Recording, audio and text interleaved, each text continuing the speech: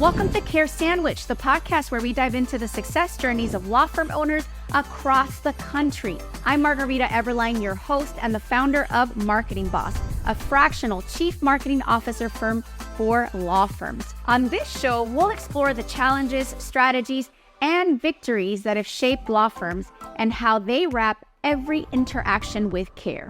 Because we believe that caring isn't just a value, it's a strategy for success. So grab your favorite sandwich, sit back, and let's dig into a conversation filled with insight, inspiration, and of course, a lot of care. Welcome, welcome, welcome. I have a special guest today. Heather Reese is a personal injury attorney, and she's bilingual and Latina like me. Woo woo, Latinas in the house. And I'm so excited to have her as a guest to talk about top performing attorneys and really law firms that are successful and have leaders, owners that drive success. Couldn't do it without amazing attorneys that are attracted to their firms because of the culture that they've set in the first place. So Heather is a attorney, and she's going to tell us a little bit more about the firm where she works, what she does, and how she does it so well. Heather, tell us about yourself.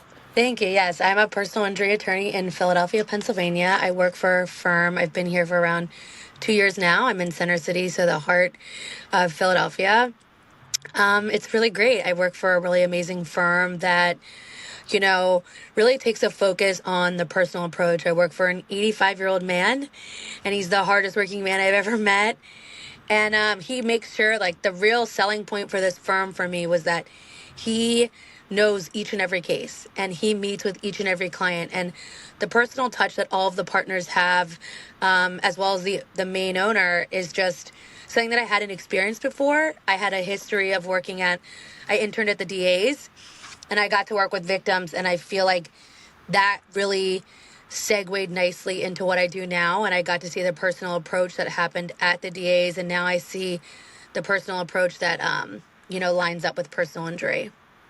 So Heather, it's really impressive how well you have also worked on your own personal brand and how well you commit as an individual to connecting with the injured people that come to the law firm for help. Walk us through what was going through your mind as a top and a star attorney when you decided, I'm going to just give my personal branding a position or a place in my life, and I'm going to make it a priority. Yeah, so it kind of happened. I kind of stumbled upon it. I, like you said earlier, I'm Latina, and I had been trying to kind of find a way to connect with my Latina roots. I was raised Jewish, so I wasn't raised with Spanish-speaking family. I wasn't raised with any of that. And about 2 years ago, I really wanted to connect more with it. I really wanted to find people in the community, in the legal community, that are also Latina. And when I looked around, I saw that there was very few. Latina lawyers make up 2.5% of all lawyers. And to me, I was like, well, that's just too little. And then I said, where else is that the case? And how I really built my personal brand is that I want to do whatever I can with the privileges that I've been given to showcase my community, to highlight the small business owners, the other lawyers, the other professionals in whatever space that they're in, to really, show everyone that our community is a force to be reckoned with, and we are one that is out here doing big things. We just might not be the main face that you see, but we're still out here doing a lot of stuff.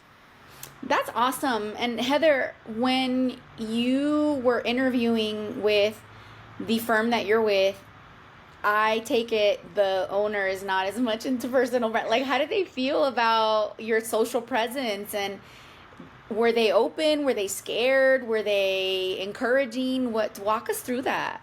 It's actually really funny because I talk about this with them all the time now. When I did come on here, I was interviewing at a few other firms, and I had said social media is a big part of my life. It's very important to me. And if that's a problem, then this just isn't the firm for me, and that's okay. And they said, no, we really want you, we want you to be able to express yourself. We really like that. I think that they didn't understand the capacity that it was going to happen at, but they were very supportive, and they were very much like, as long as you're not doing anything negative or saying anything, very out of bounds, we're supportive. We want you to be able to do what you want to do. And I said, also, this is a way for me to bring in cases. I started modeling. I started really doing a lot more of my own personal brand.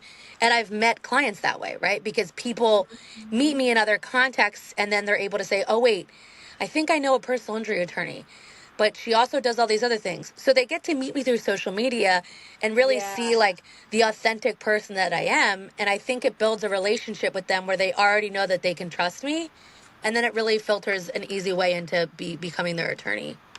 Well, and it's at Marketing Boss, we do promote branding, story branding, and a lot of law firm owners. I'm just going to break it down for you in case you're hearing this conversation and you're like, yo, I'm lost in the sauce. Like, what do you mean personal branding? What? Like, what does that have to do with law firms? So let me backtrack a little bit. So if you're listening to this and you're a law firm owner or an attorney and you're thinking to yourself, what does personal branding have to do with being an excellent attorney? So at Marketing Boss, one of the things that we've observed is that law firm brands that promote their services in a very direct and dry way with like, hey, if you're hurt, call us, here's our number, and then that's it, are not as visible and their marketing is not as effective as law firm brands that actually connect with a story with the people. So, if you have a mission and vision and all that, that's wonderful. But when I talk about a story, I talk about your customer's story. What are they living? What are they going through? Are they afraid? Are they stressed out? There are probably a lot of those things or a combination of those things.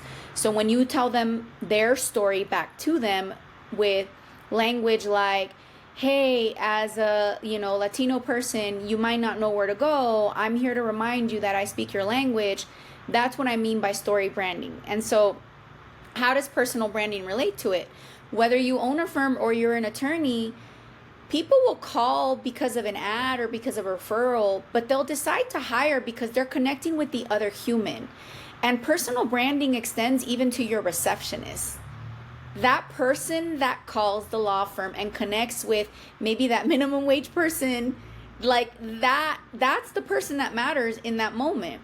And if they were drawn to your firm by a personal brand from an owner or an attorney like Heather, they're going to be a lot more patient, a lot more committed to buy. They're going to be a lot more excited to be in touch with you than if they don't have any sense of the law firm's personal brand, marketing wise.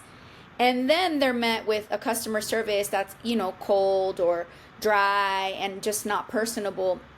So I'm walking you through the do's and don'ts, right? So dialing it back to Heather, what she's describing is, or what you're describing, Heather, is you decided to create a personal brand for yourself as an attorney because you saw it as a function of providing better service by being more visible as the authentic person that you are. And I think that's fascinating because here's another thing that I've observed working with attorneys, that a lot of attorneys are nervous about putting themselves out there. Heather, Absolutely. what advice would you give? Because you're a rock star, right? Like personal branding wise and attorney wise, like I look at you and I'm like, she gets it. What advice would you give to a law firm owner or maybe even, just to your boss, right? Who's like, I don't know about this social media thing. Like, I'm not into it. I don't see the value of it. Or personal branding for what? What advice would you give them about how does it actually work out when you do put yourself out there? Do people come at you and criticize? Do they bully you? Like, do they respond well? Like, walk us through the good, the bad, and the ugly.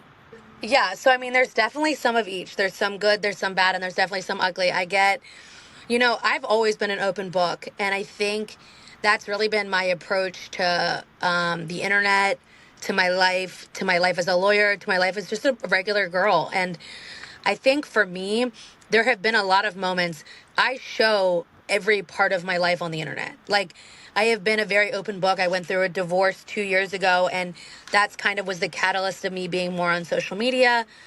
And I've never hidden anything. Like, I tell people all the time, I'm adopted. I don't speak Spanish. Like, I'm a no Sabado kid. I've always been trying to find my identity in this. It's no sabo. It's no sabo. No Sabo. No Sabo. I always say it wrong. Uh, It's so cool. Anyway, go ahead. the No Sabo kids. So it's always been this, connection to the Latino community and me trying to find myself. But there's videos of me crying on the internet. There's videos of me laughing on the internet. I've been on a fitness journey. There's videos of me, barely able to do a push up. And I think for me, what was so important about like marketing myself is that I needed to be okay with taking the criticism, because I do get criticism all of the time. I mean, my messages are flooded with hate messages. But then I also, in that same notion, get tons of messages that are great. I've had so many attorneys say, I have to draw that line. I have a boundary. And I said, that's great. I'm glad you do. I don't. I never have. And I think that's why people have come to me. And that's why I've been able to build a brand the way that I have, because I've always said, this is it. I'm an open book. And you seeing how I am as a regular person, you seeing how as I am as a model, an activist, an influencer, you see that I put just as much passion into being a lawyer. And the way that I handle everything in life is I just am going to be my most authentic self. And if people don't like it, they don't like it. And there is a lot of people that don't like it. There are a lot of people that do like it. So, I mean, my advice to people would say, be uncomfortable. It's gonna feel uncomfortable at first. There's been so many attorneys I've spoken to, even ones at my firm who've gotten more into social media that, are like, Heather, I just feel stupid making this video. And I'm like, I felt stupid making a million videos. But those are the videos that I think have the most traction. Those are the videos where people are reaching out to me and saying, hey, I had that exact same feeling. Or, hey, I've never had an attorney that looked like you. And I want somebody that looks like me, or my mom or my grandmother, and you look like them. So, I mean, there's definitely the good, the bad, and the ugly, and you kind of have to be able to take it. And if it's not something that you can do, that's fine. But know that you're at a huge disservice, because social media is the emerging platform markets, and it is, if you're not in it, you're behind. So you really have to be willing to accept it, or have somebody at your firm, even if it's not you, right? Like my boss, you don't see him on social media. Never, right? Mm-hmm. You don't see some of the other partners on social media. So if you're not willing to do it, if you can't do it, have somebody that can do it. Have somebody at your firm that can do it. So there's some representation of your firm on the internet, because really at this point you really have to have it. Yeah, and amen to everything that you just said. And I will add that, at Marketing Boss, we actually have a mindset coach on staff that helps our clients that want to be out there more get comfortable. And it's kind of like exercise, right? You don't go from doing 0 push-ups to doing 100, but you start with the 1. And to the degree that you're comfortable, I do see that attorneys that show up authentically, because I've had some that are like, just tell me who I need to be, just tell me what my hobbies need to be so that the right people like me. And I'm like, that's not how that works. To the degree that you're comfortable showing up authentically, I do see that the good outweighs the bad. And I mean, ditto and echo to everything that you said as far as my personal experience as well. I grew up like a nerd behind the scenes, like I don't want to be in front of the camera. And you can't even tell anymore, because the evolution of my personal brand, as I've done that work of showing up, making the horrible videos, dealing with people messaging me and telling me, oh my God, you're so ugly, hide your face. And then other people saying, oh my gosh, you're gorgeous. And like knowing that all of that is just people's opinion. And at the end of the day, I've got to show up for me and for my clients. And echo what you said. Like by the way, I didn't know that you had that like Jewish like influence. Like we kind of have that in common. So like I was just sharing this story yesterday. I'm Hispanic as well, like Mexican or whatnot. And I'm such a weirdo because like I know Yiddish words and people are like, I know Hebrew. I know. Yeah, I like can speak Hebrew. I can't speak Spanish. that is amazing. And people look at me so weird, and I'm like, well, what happened was I, was raised by my dad. My mom wasn't really around, and there was this teacher, and she's this Jewish lady that like adopted me, not officially, but I'm so much like her, and I'm so open to different cultures. Like if you go on my social media, like I'm dressed like as an Indian person, like I'm dressed as like me, like I blend with so many cultures. And I've had people say like, oh, like, and criticize me for it. Like, oh, aren't you Mexican? Like, and I come to Colombia a lot, by the way. aren't you Mexican? Why are you always going to Colombia? And like, what about Mexico? And I'm just like, yo, like I'm a person of the world. Like this is Absolutely. me. Like I'm a contradict. Like I wear cowboy boots, and my children are half white. Like I I love that you are talking about this because I think so many times we hold back because we think, oh, I perceive that people want to perceive me like this, so that's how I'm going to show up. And again, to the degree that you're comfortable, show those layers, peel back those layers, and you would be surprised. I think a lot of law firm owners and attorneys forget that there are so many people out there, like so many, so many. And Millions. yeah, and we get caught up with putting ourselves in a box because of our own fears that we have about like just showing who we are. And again, to the degree that you're comfortable. Like I have some attorneys that are like they don't like to show their house. They don't like to show where they live. And I'm okay, well, shoot everything in a studio and start with that. To the degree that you're comfortable. But I think it is really nice when you get to that place where you stop caring and it's kind of therapeutic. And I mean it Hmm. in a good way where you stop caring, where you're just you and you just trust that those people that are like, oh, I'm weird like that too, or oh, I like that too, or oh, I can relate to that. Those are the people that you start connecting with and you won't even realize it. And it's not about the numbers, which is kind of ironic for me to say that as a CMO. It's not about the numbers. It's about the quality of those connections and the depth of those connections. That's what really helps you grow your firm. But dialing it back, R&D wise, it's also so valuable. There, I hope you're enjoying the conversation and your sandwich as much as we are. I want to take a moment to share a few words about our sponsor, Marketing Boss. If you're a law firm owner looking to supercharge your growth, our team at Marketing Boss is here to help. We've got over a decade of experience and a proven track record, and we specialize in growing law firms like yours with data-driven marketing leadership. So if you own a law firm and you're ready to get a predictable, steady flow of cases from your marketing, let's connect at marketing-boss.com. I think one of the reasons why you are such an amazing attorney and you connect with people is because I see you interacting on social media right back. Like you're not just posting and then letting people like and follow and leave their comments. Like you actually write back to people and I'm sure you DM people and you have conversations. Walk us through that. Like how do you manage that as a busy attorney too day to day? Because that's another thing that I think would help people that are listening to this episode that say, oh, I'm too busy.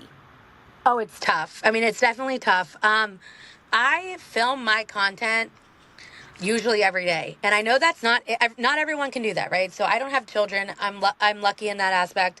So I have the ability to, come home, and once I come home, be able to film videos. I film them on the weekends. I think being interactive has always been the most important part to me of social media, right? Because when I had nobody following me, and I would message big creators and I would message people, and their lack of response spoke volumes to me. Where, there were creators when I was a nobody that would respond and say like, "Hey, oh my gosh, that's amazing, that you're going through this journey of health, and that you found divorce talk or any of the other million things." And to me, I said I always want to be that person. One, because I think the interaction and the communication back and forth builds relationships. Some of my best friends are people that I've met on the internet. And I think what I found to be true is your biggest cheerleaders sometimes are people that have never met you, right? Like the people that are commenting on my stuff, the people that are resharing my stuff may have been creators that have never, ever met me. And then when I do meet them, it's a whole different connection because we've seen each other go through these crazy times. We've seen each other grow in the platform, and it really just has a different bond because, like, my friends who don't do social media don't really understand how social media like functions in your life. They're like, "Oh, you're always filming or you're always seeing stuff. Like, how does that work?" And I'm like, "Well, because for me, it's an important thing. To me, it's always been I make it a priority, and you have to make it a priority." Now, in that same notion, I know tons of parents, working moms, working dads, who pick one day out of the week to film. They pick one day, they bring 7 outfits, they film everything that day, and they're still able to get out just as much content as me, but they do it on a singular day. So I think you kind of have to find what works for you and what makes sense for you in your home and your life. But it is challenging. I mean, it's definitely challenging because I really do make an effort to respond to everyone. Like, if you send me a message, if you respond on my stuff, like, I'm going to answer because I never want to be a disconnected content creator, influencer, or attorney. That's just not who I am.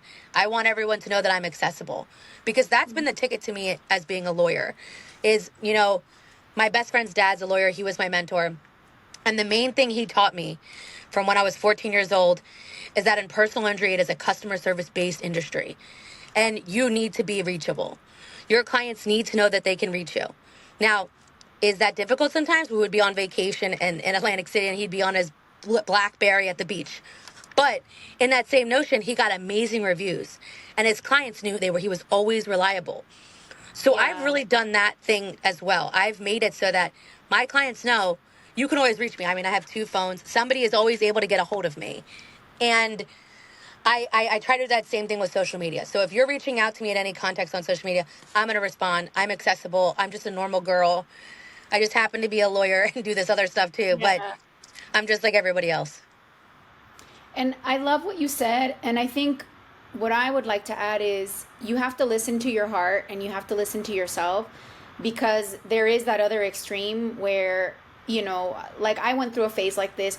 I have kids, I have 5 boys, where I was maybe not the most present mom because I was a bit of a workaholic and just always like just thinking about like, work and marketing and posting and clients and all of that. And now I'm in a really good place, I think, where I'm even more active on social media, but I have a different attitude about it where I've set some boundaries with myself, for myself and for my family.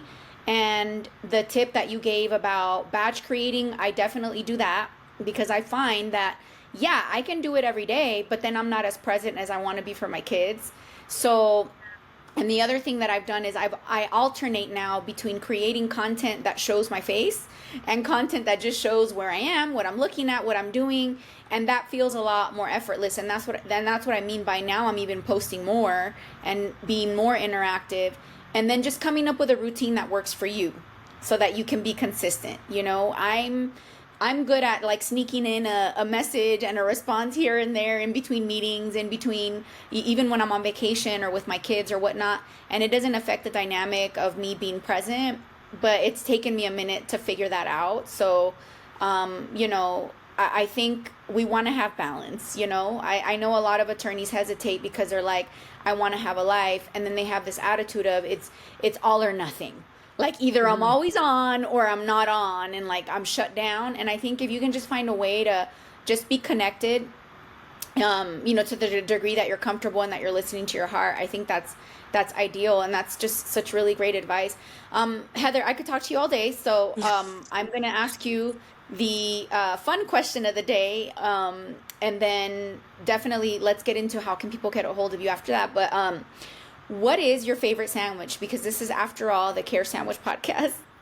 My favorite sandwich is a turkey sandwich on wheat with 2 pickles, American cheese, a little bit of mayonnaise, and a little bit of honey mustard.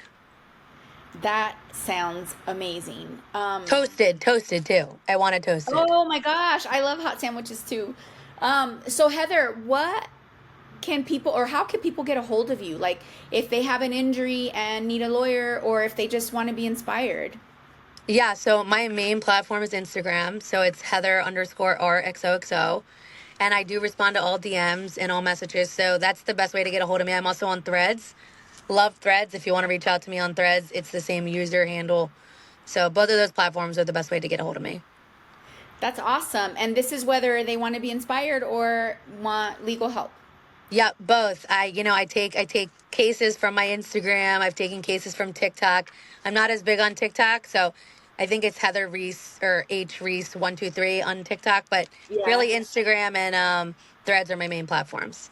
Heather, any other words of advice for law firm owners that are listening to this and they're like, oh my gosh, I'm going to steal her from her firm? How do they attract and cultivate awesome rock stars like you for their firm?